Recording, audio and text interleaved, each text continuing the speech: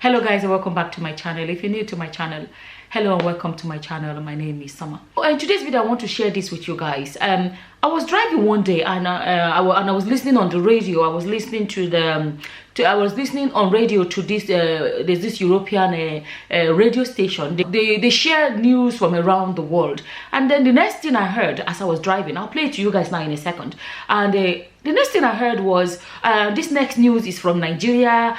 Excuse me. The next thing I heard as I was driving, this next news is from Nigeria. This is a weird one, and I was like, hey, what we don't do again. You know the way when they mention Nigeria, even if you know when you're driving, sometimes you're not really listening to the radio properly. You're just kind of, but when you mention your country or something like that, boom, your ears were like, okay, what's going on? And I thought to myself, hey, when they now said weird, they used the word weird, something like that. I was like, hey, what is it again? And they now started reading the news, and I quickly decided to record it. See, I was driving, so I had to find a place to park my car and put my phone on recording. So I put on recording so I could record it, so I can, record it. And from what they said though, Ekweremadus is facing life imprisonment. From what they said, life imprisonment. Life. I was shocked when they said life imprisonment. Honestly, you know what, let me let you guys listen to it. But like I said, I was driving, I didn't record from the beginning. By the time I decided to, let me record it, that was when I recorded this. I'll let you guys listen to this. Her father basically put this plot together involving lots of people, okay, to get this man who was a young man in his 20s, I think, who was selling parts for mobile phones in a market in Lagos, and was approached by somebody. He was offered $7,000 to go to the UK and to go through a medical procedure that would be no problem for him. Yeah, now funny, in other reporting I've seen of this, it seemed as if what tipped this off is that he was brought to the Royal Free Hospital in London and didn't really know why he was there. Yeah, he didn't know why he was there,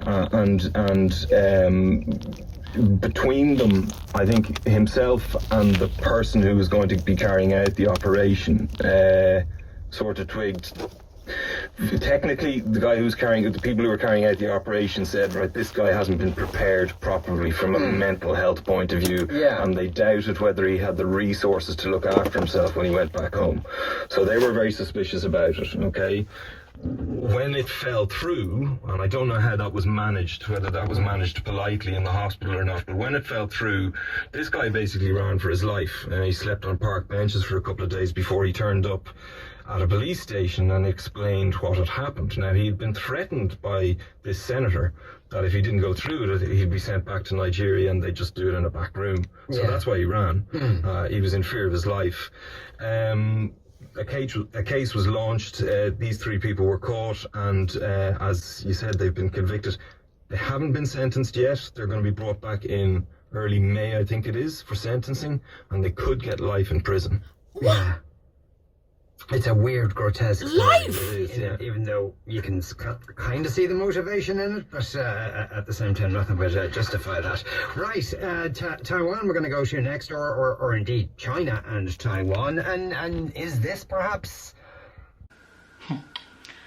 I'm like, whoa. I have made a few videos which I've talked about it. Oh, sorry, if you're not a Nigerian, you don't know who this man is. He's a Nigerian politician. Him and his wife have been picked up by the UK. They've been to court. They've been found guilty. That they went to, their daughter has been unwell. Quickly, let me just, the daughter has been unwell, and the daughter lives in the UK, and they needed a kidney transplant. So they took a boy from Nigeria to go do kidney transplant. So the idea of but in the UK and in most part of the world, to be honest, is actually against the law to basically, the way they see it is like you're, they call it organ harvesting. It's like you're buying it. Do you know what I mean? You know, which is in the UK is against the law as well. So they got picked up, arrested and held since. The court has finished everything. So they are now waiting for the sentencing. That's what they are waiting for now, to decide what will be their punishment, what will be, you understand? What will be handed down, which has not been handed down. I think it's tomorrow they will be handing down whatever it will be. But the news that I listened to, this European news station said life imprisonment. I I'm one of those that have said it. I feel sorry for their daughter, because no matter what, you know, I wouldn't wish that on anybody.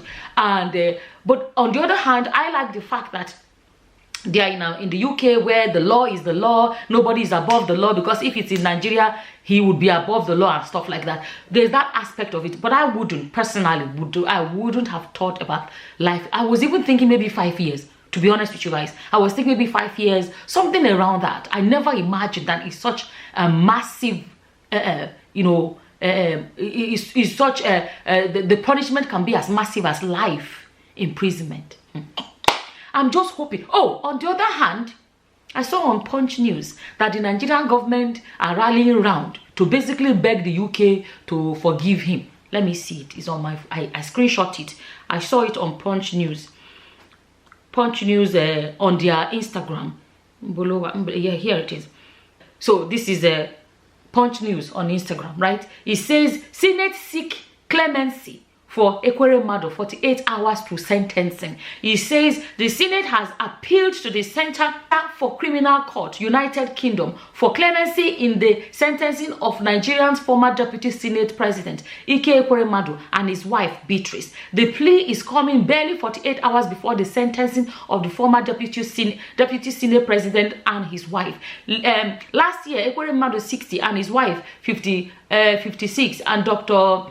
Obeta 50 were convicted of conspiring to exploit a street trader of his kidney in the first such case under the modern slavery laws. They are begging for, you know, they should, you know, they're basically begging for have mercy on him, you know, okay, no, be lenient, you know, with your punishment. They are basically pleading for him.